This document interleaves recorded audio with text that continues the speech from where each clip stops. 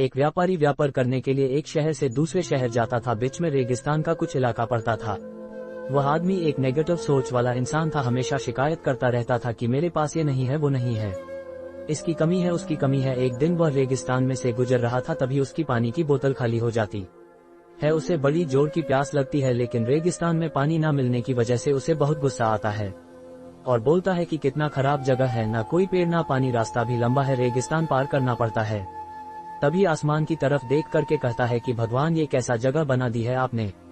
अगर मेरे पास में बहुत सारा पानी होता, बहुत सारे संसाधन होते, तो इस जगह पर हरियाली कर देता, बहुत सारा पेड़ लगा देता। वह आदमी ऊपर देखकर ये सब बातें कह रहा होता है और ऐसा लग रहा था कि जैसे ऊपर वाले से जवाब का प्रतीक्षा कर रहा हो कि भगवान कुछ कह दे। अब चमत्कार ये हुआ कि वह जैसे ही नीचे देखा, उसे अपने आंखों के सामने एक कुआं दिखाई दिया।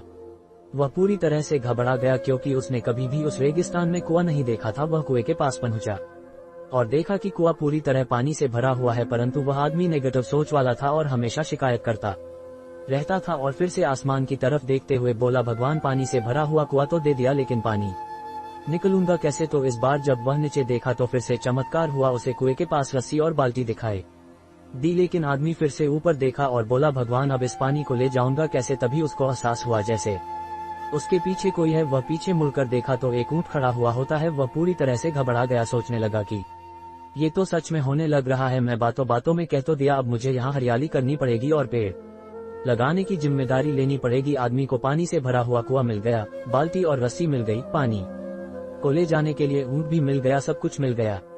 अब वह आदमी सोच रहा था कि ये मैं बातों बातों में क्या बोल दिया, ये तो गड़बड़ हो गया। अब वह तेजी से दौड़कर भागने लगा। वह भाग रहा था, उस जिम्मेदारी से बच रहा था। तभी एक कागज उड़ते हुए आया और इसके शरीर से चिपक गया। उसने जब उस कागज को देखा तो उस पर लिखा हुआ था कि मैंने तुम्हें पानी दिया, कुआं दिया, रस्सी और बाल्टी दिया, पानी को ले जाने के लिए साधन दिया, फिर भी क्यों बचकर भाग रहे हो। उस आदमी को लगा कि मेरे साथ पता नहीं क्या हो रहा है। वह दौड़ते दौड़ते रेगिस्तान को पार कर लिया, लेकिन उस रेगिस्तान को हरा भरा नहीं बनाया।